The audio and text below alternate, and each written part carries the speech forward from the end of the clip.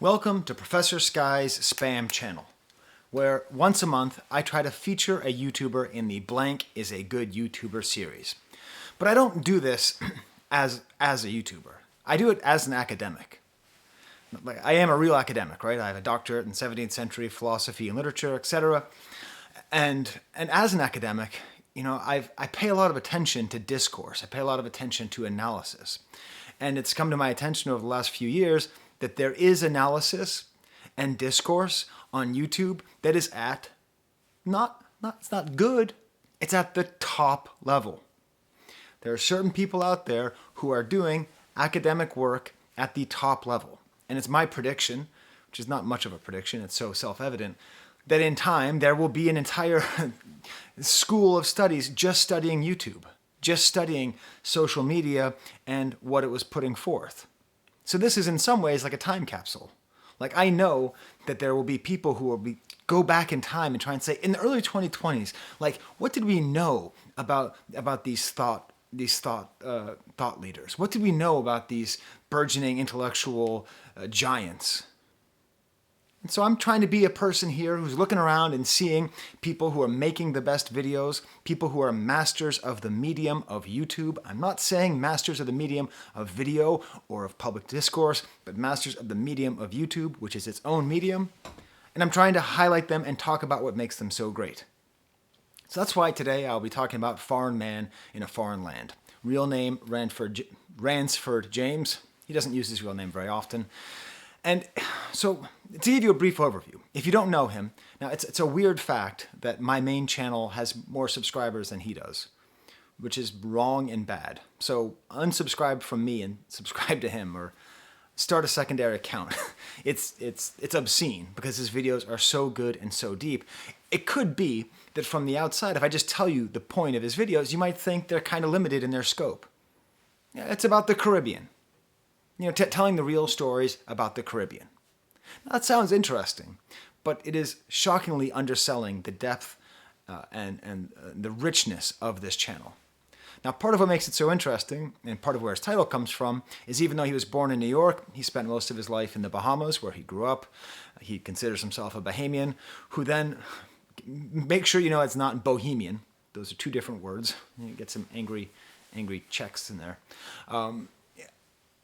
So he moved from the Bahamas to Iowa to study political science. And so he's able to take this very keen intellect, this very great knowledge of the Bahamas, and then move himself into Iowa and have this kind of cultural interplay.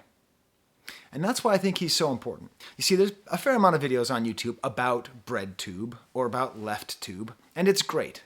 The thought leaders in the left space who are sort of pushing the culture and the civilization towards, hopefully, a more egalitarian society, hopefully a more accepting society, a less racist, a less class-divided society. But there are some people in LeftTube needs a lot of things, and there's a lot of videos about what LeftTube needs, but I don't think they go far enough. One thing LeftTube needs is less people who are trying to make it into LeftTube. Very, very often it just feels like people show up and then they attack Ben Shapiro and they're like, "Where's my subs?" But really, there's this discussion about diversity in LeftTube, and that's real. That's a real question. Absolutely, it needs to be more diverse. But what Foreign Man in a Foreign Land brings is something deeper than just diversity. It's not just that he is a black voice on YouTube.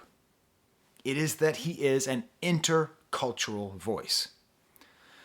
I am an American. I grew up in America. I live in America. My kids are American, etc.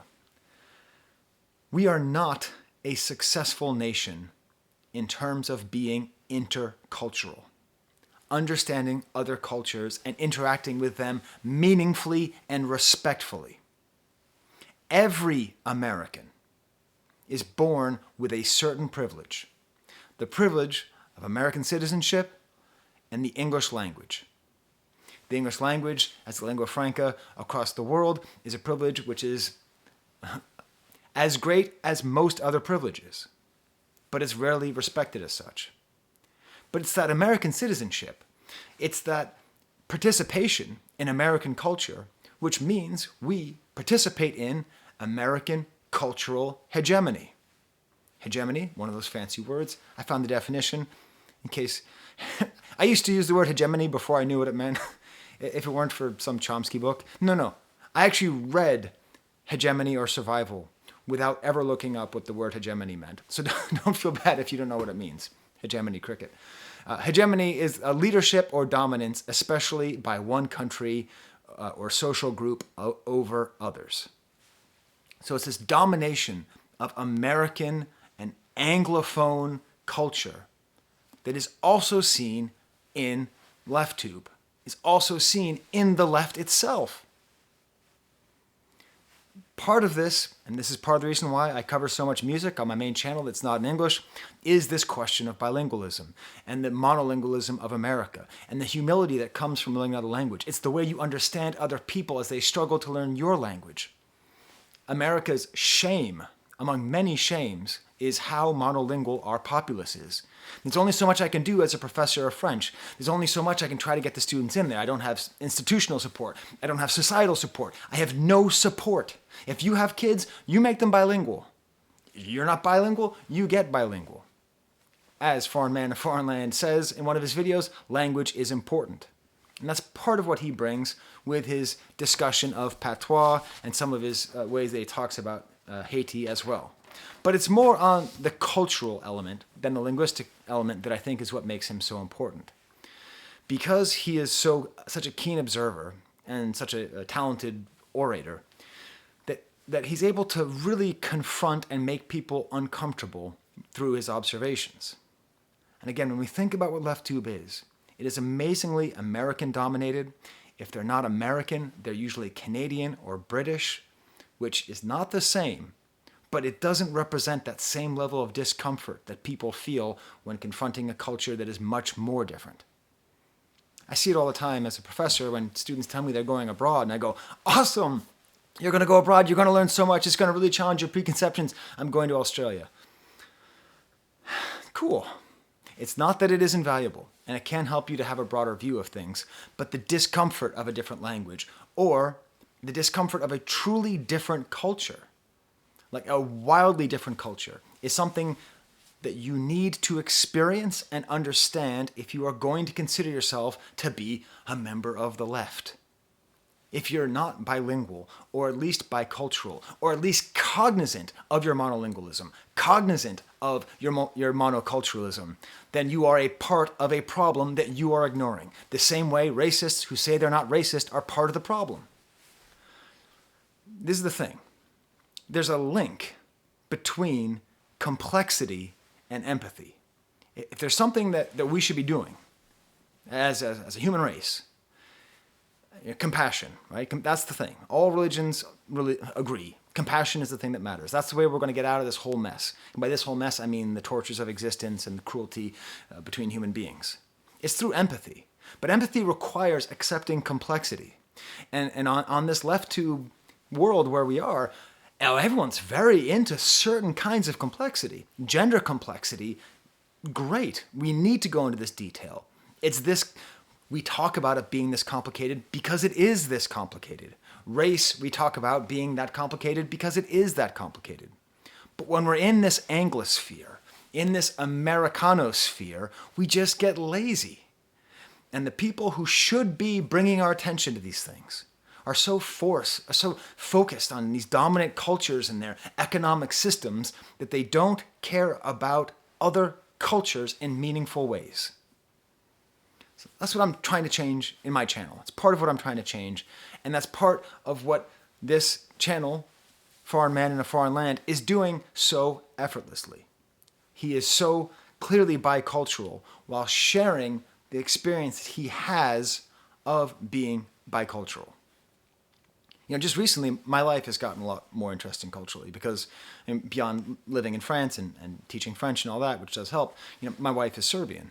And so it's been interesting because her experience is so different than mine. So she's a millennial. She's a white millennial. And so when people see her, they have all these expectations of white privilege and all these things that she must have lived through.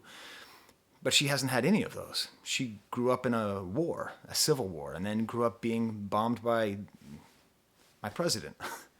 You know, it's very complex, and that's the thing. If we just look at her and say, oh, she's white, that's her experience, that's losing the compassion. That's losing the complexity that leads to true understanding. And what Ransford is so capable of doing, what Foreign Man is so capable of doing, is communicating that and demanding of everybody, not just white people, not just black people, not just Americans, this interacting with complexity through the seemingly limited frame of Caribbean culture. I say seemingly because, as you see watching his videos, one every week, it is unlimited, the amount of topics you can get to. Now, I'm 10 minutes and 45 seconds in here, and I'm so busy talking about why his goal is, why his ambitions are so lofty. I haven't even told you what makes him so good. He's funny. He's funny and he's goofy. But he's like goofy in a smart way that's very appreciative. He constantly uses the word skullduggery, which is a great word, and he uses it well, and I really appreciate it. He's able to give academic presentations. He's able to use Caribbean slang and Caribbean, his Caribbean accent. He's very conscious. It's clear of intelligibility. He's clear that he knows that his audience isn't always going to understand everything that he says. It's very well edited, quite humorously edited, kind of Family Guy style editing.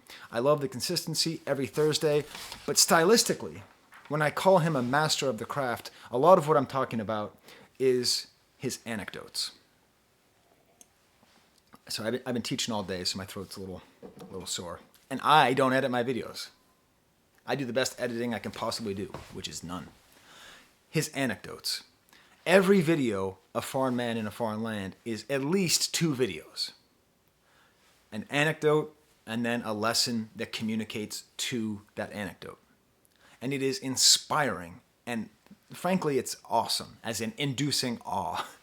He'll start off a story, and you don't quite know how it's going to tie in, but you have a vague sort of idea, and it's personal, and you feel like you get to know him better, and you feel like it's living through personal experience, and then it turns around, and then it's like he opens up the door, and then behind the door there's like an entire field, and you thought it was just like a little tiny house, but it's an entire field, and it's just filled with all this other information, all this historical context. It's astounding how well he does this. And it makes his videos exciting because you know you're going to get this little personal anecdote and then a larger theory. When I watch his videos, I almost started this whole video out with an anecdote myself. I almost imitated his style, which is a good thing. I have to say, I watch so much of his videos that I almost take on his accent after I watch his videos, but then, I can't for appropriation questions. But I always have to check myself after watching enough of his videos. But I was going to start this whole thing off with an anecdote, talking about the best student I've ever had. The best student I've ever had by far. And she was from Jamaica. And I thought she was rude because she called me Payne. And that's my last name. And she didn't call me Professor Payne. And she's an amazing student, super well set up, everything. I'm still on I talk to her every couple months, she's my favorite. I don't know if she's my favorite student ever, but one of them.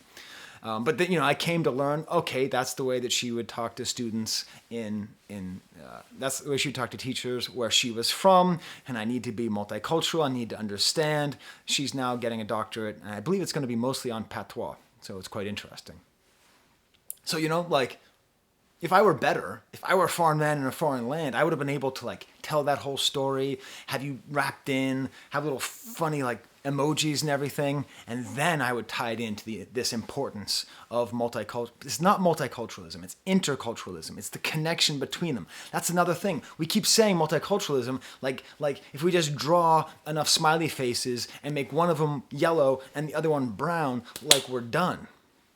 It's not multicultural, it's intercultural. How do these things connect? What is it to be from the Bahamas living in Iowa? What are the experiences that you will have? So let me give you an example. I'm going to go through some of his videos now. I'm very passionate about good YouTubers, and he really is one of the best. I'll include a link to it up here. It's called Commodification of the N-Word. So the opening anecdote communicates how he was telling a story in a room full of African Americans, and he used the N-word. And they told him, you can't use that word because you're not the descendant of a slave. And what's so great about this story is that, obviously, Obviously he is. If you're black and you live in this side of the world, you are most likely a descendant of a slave, not necessarily, but most likely, is that the cultural hegemony of the United States is not just for people lighter than the color of blue. He uses some expression like that. It's not just for white people. The cultural hegemony is also African Americans' cultural hegemony on blackness, which is a corollary of the dominance of English and the dominance of American culture. So this is that complexity I'm talking to you about. It's not enough to see a black person and say, that black person is equal. You have to say, there's a black person, they're equal, and they have an entire network of social reality and history and life and interacting like in all sorts of different things in their brain and in their lives that I can't quite understand unless I either ask them or pay attention.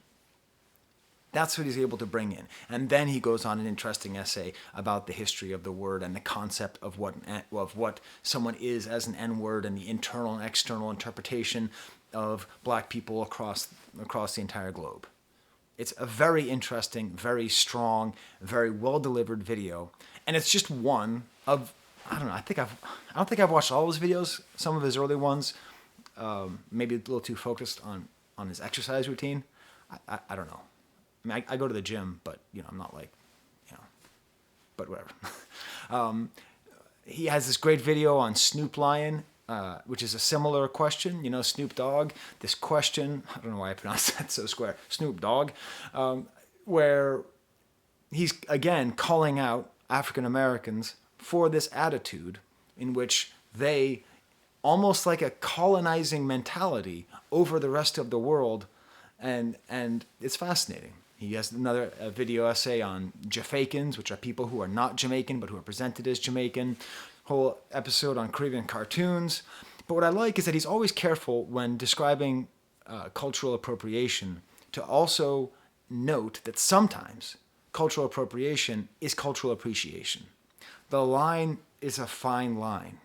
And again, it's empathy that will get us out of this situation.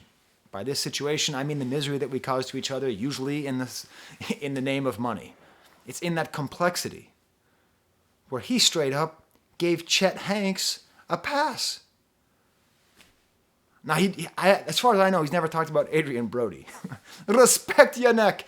I don't know if he's ever talked about Adrian Brody, but I never expected someone to give Chet Hanks a pass, but the way that he does it is clear that he's thought about it.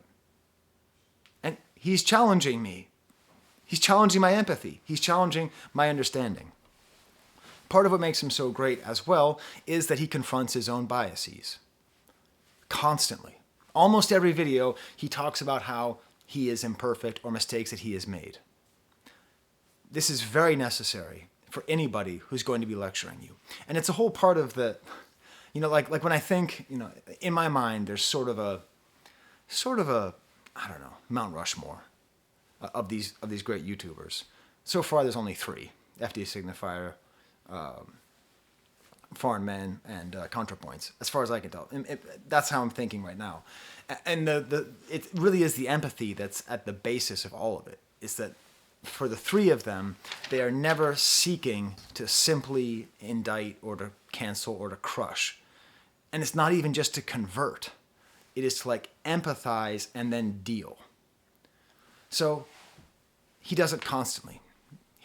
He often touches on his own homophobia. And I think that's very necessary. And that's one of the things that I do on my channel as well. I try to talk about my previous homophobia. You may notice I'm sitting in front of my wall of Smiths posters. Apparently he had a similar experience that I did, where he liked the Smiths so much he thought it might mean he was gay. He's a lot younger than I am, so I'm just going to say, when I saw Morrissey perform in concert in 1991 at Brandeis in Boston, oh my God, I was like, this is it. I guess I'm gay because whatever that is, I want to be that. I want to be with that. It quickly passed, and I've never actually been gay. But what was interesting was the way he was able to so clearly voice the internal censorship, where when I had that feeling, I would censor myself and say, no, you can't be gay. you can't be gay because, I grew up in my own homophobic situation. So he's able to call himself out on that.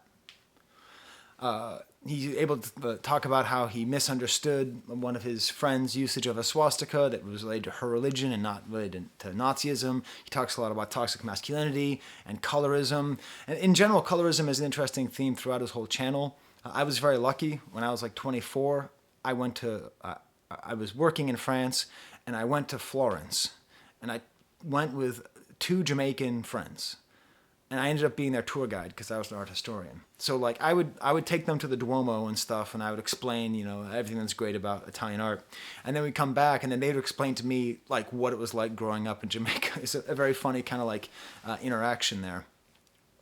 So that was my introduction to colorism and to hair straightening and all these questions, which I can't, like, if you're not white, I don't think you understand how foreign of a concept it is to white people, this oppression of skin color. It is so important that we have people who are constantly bringing this up, because it's that nuance. Because most white people just see it's either a yellow smiley face emoji or a brown smiley face emoji. And in between those two, we just don't know. Another thing that makes him such a good YouTuber and so necessary is, like YouTubers need to bring some other area of expertise. So obviously Philosophy Tube and Contra bring in some amount of philosophy, and FD Signifier brings in a certain amount of sociology, and what Foreign Man bring, I hopefully bring in my French literature and all that stuff. Not to put myself on their same level, but like too many people who jump on YouTube, like all they know about is like video games, which is cool, but like that's not actually like that. Unless you are amazingly good, that's not enough to bring to the table as far as outside knowledge when discussing current events. But he's a political scientist. Foreign Man and Foreign Land is a political scientist, which is clear all the way throughout his videos how seriously he takes that. My son, he's a teenager, but he's really into political science, and I'm like, maybe he should go to Iowa. Like, if that's where this guy went, I don't know, we're going to be doing college tours soon. But it's very clear that he's not only coming at this with like, hey, what's it like to be black in America but not African American in America, and what's it like to be, intercultural and bicultural and all this stuff, but also he's a political scientist, and so he applies that to the Caribbean. And so, if you've watched my main channel, I do a lot of videos about Haiti and about rappers from Haiti or rappers from the Haitian diaspora. I teach a class on Haiti. It's called Haiti, the most important country in the world, and I mean it. It's amazingly important. I think, in my opinion, I would replace American history with Haitian history in American schools. I think we learn a lot more about our country and about the world that way. But he has a couple videos on Haiti, and now that I know, I'm just going to be happy, because next time I talk about someone from Haiti or I talk about Haitian issues, I'm just going to shoot them over there, because it's like a 10-minute video that's very well done, very concise, and done by somebody who's a political scientist who's also a Caribbean specialist, not just somebody who went to Wikipedia and just looked up Haiti and looked up history and then hit return. So all the studies of the Caribbean in the relationship with the world also have that political strength. In general, he just has a lot of other interesting, important essays about sex tourism in the Caribbean, about James Bond, about Pirates of the Caribbean, defending people at times who are often dragged for cultural appropriation. Again, going back to this nuance. Like we need that empathy, but we also need that nuance. And that's we're in a flattening phase right now, right? We're in a flattening phase where everything is good or bad. It's either canceled or uncanceled. And with this nuance, we're able to see a much more humanist take on existence. His essays on Obeah or voodoo are excellent. Part of what I try to teach in my classes, part of what I try to do in my life, where I see people, whenever they use the word voodoo, I tell them to stop. I say, you might as well be using a racial slur. If you're going to use people's religion as a descriptor. So he's able to make a much better argument than I'm able to, that when you put down voodoo, what you're really doing is just continuing colonization. And as a music reviewer, the thing that really excites me about his work is how music is everywhere in his videos. And I think that's partly because, and he mentions this, like the Caribbean's insane. Like there's not that many people there, right? But somehow, that little area has had so much impact on the world through its culture. It's inspiring, but it's also just incredible. It's incomprehensible how much influence, as he calls it, these little rocks have had on the rest of the world. So, Lee Scratch Perry died a couple months ago, and I almost did a video on my channel about it. I don't consider myself to be an expert in Lee Scratch Perry or the Upsetters. I own like 7 of his albums, which sounds like a lot, but not really. So I didn't really feel qualified to do it, but he did it. And he said the thing that I would have said, which is Phil Spector is fine, but he's got nothing on Lee Scratch Perry as far as like influence and power and talent and ear. Just like Lee Scratch Perry deserves to be in the conversation with George Martin and Brian Wilson and Rick Rubin, and like definitely we should, if our culture was a little bit more intercultural, okay, if we were a little bit less racist, I think we'd be a lot quicker to just throw Lee Scratch Perry in there. His essays on Bob Marley were quite challenging and interesting, saying that Marley is overrated. It's hard for me to agree, but that's mainly because I basically only listened to the stuff that he did with Lee Scratch Perry. And, if you can listen to small acts and try and tell me that man's overrated, I'm just going to laugh at you. So I disagree with a lot of his perspective, but he argues it so well and helps to put it in a larger context of colorism and the sort of other biases, which as a white person in America, I never would have imagined. And then finally, he constantly mentions a dance hall guy named Vybz Kartel. And this is a thing that I've done. So I'm fascinated by reggae, I'm fascinated by dance hall, but I don't really understand how to approach it. Like, it's very difficult for me. So I have this kind of like patchwork collection. I'll have like Buju Banton and like Ninja Man and Super Cat, and everything's just kind of like all thrown all over the place. A whole bunch of Upsetters and King Tubby and like Trojan Records. I have like 8 of those albums. Everything's all over the place. So what I always try to do is if I find someone who knows about reggae, I ask them like, what's good? The first person I did that with, true story, was a literal Rockefeller. This woman knew so much about reggae, but her last name was Rockefeller.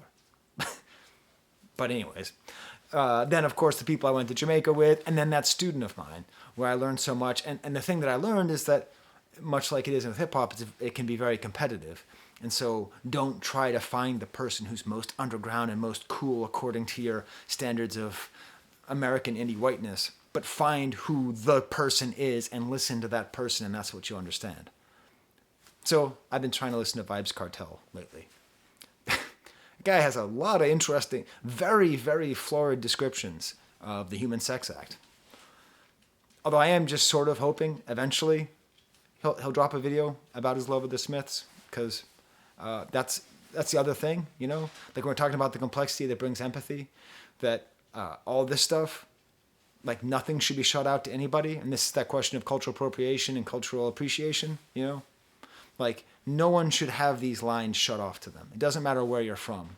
If you can listen to, I don't know, Panic and say that's a bad song, that's okay. But really all you need to have these cultural markers and this cultural acceptance and appreciation is just ears and goodwill. Okay, so there you go. There's my video. That's my longest video, I think, in this series of Blank is a Good YouTuber. But please go and find a foreign man in a foreign land. Subscribe to his videos. Watch them all. They're all very exciting and interesting and fun. My only problem is I don't care about jiu-jitsu, but that's like his thing. So I guess I'll end up caring eventually. Okay, until next time, there's the camera.